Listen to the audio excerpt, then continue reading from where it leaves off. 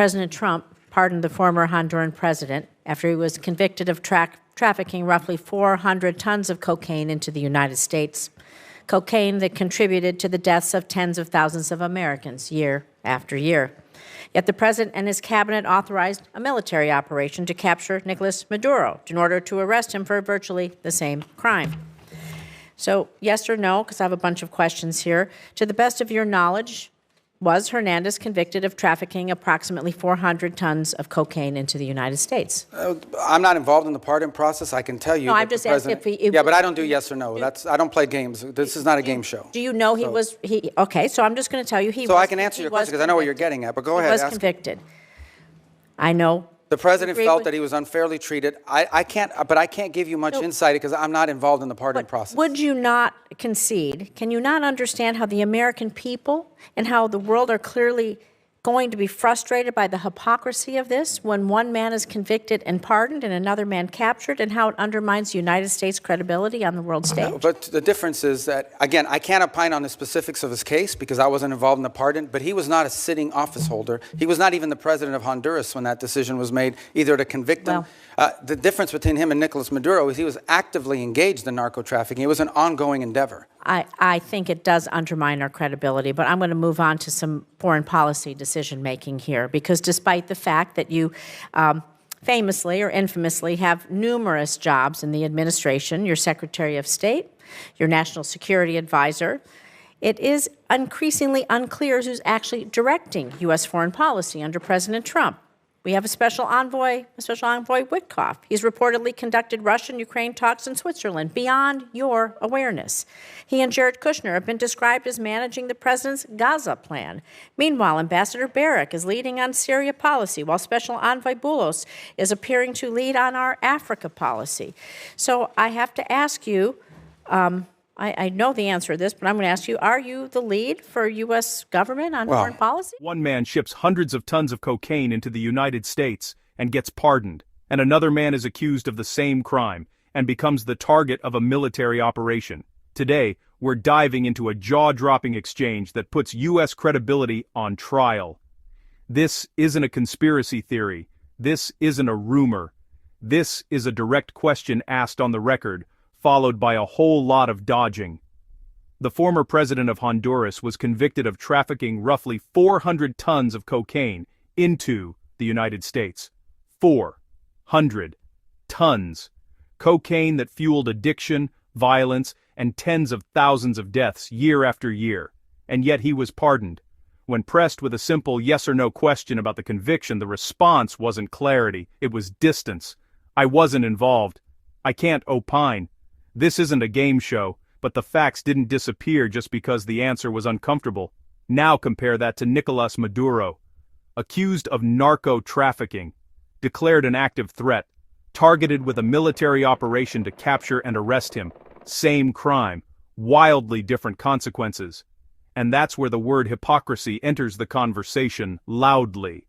When one man is convicted and forgiven, while another is hunted across borders, the world notices.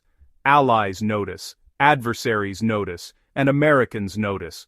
Because credibility isn't about speeches, it's about consistency. And here, consistency was nowhere to be found. Then the conversation takes a sharp turn. Who is actually running U.S. foreign policy? Lead on U.S. foreign policy is named Donald J. Trump, the President of the United States. On the individuals you've described, these are very valuable teams. We have if I can answer, because I think it's important. It's a legitimate question. I have the distinction, but I think both the benefit of being the National Security Advisor and the Secretary of State. As National Security Advisor, my job is to coordinate the interagency function of national security, and that involves foreign policy. So I speak to Steve Witkoff and Jared Kushner in the case of Gaza, and now Russia, probably 10 times a day. We have multiple meetings and coordination. All of it is we build a team, we gather facts, we present options, and then we take them to the president. It is the president who directs the foreign policy of the United States. That's always been the case, by the way. You can't overrule their decisions. Do you outrank the special envoys and ambassadors? Do they get your input as an example, do they care about your input, or do they go straight to the president? There's no time in which the president is presented an option by one of us at the exemption of everybody else. It depends on the portfolio. But in every one of these portfolios, we have a team approach to this, which is the way the system is supposed to work. It's not the way it's always worked. You have had in the past tensions between the National Security Council that became operational in the Department of State. In this particular case, there's not much conflict between the two because it's the same person. And we basically, what we basically try to do in every one of these unique missions is we create a consensus team around it, and then we present the president options together. Options. It's the president's decision, nobody else's. There's no overruling here. The president makes the decision. Our job is to present him options. Shouldn't they report to you? Shouldn't there be a line of command and a line of transparency? They report to me every day. Where does the buck stop? But they report to me every day in terms of keeping me apprised of what's happening. I give advice. I give, in some cases, direction. They involved heavily. For example, the special envoys rely almost exclusively on State Department personnel to assist them in all of their efforts. For example, on the Board of Peace, we helped them position the entire gathering last week and all of the work that's going to happen now. On every one of these issues, it's not linear. No single individual other than the president has the ability to dictate our foreign policy. Our job is to come to a consensus view on the best way forward. Where there are disputes, those are presented to the president. Who is actually running U.S. foreign policy? Is it the Secretary of State, the National Security Advisor, special envoys meeting foreign powers behind closed doors, family members shaping Middle East strategy, ambassadors freelancing entire regions, Russia, Ukraine, Gaza, Africa, Syria, different people, different channels, same president? The answer finally comes. There is only one person who decides U.S. foreign policy, the president. Everyone else? They gather facts, they build teams, they present options, they argue behind the scenes, but no one outranks the Oval Office. No overruling, no final authority, just options on a desk and a single signature.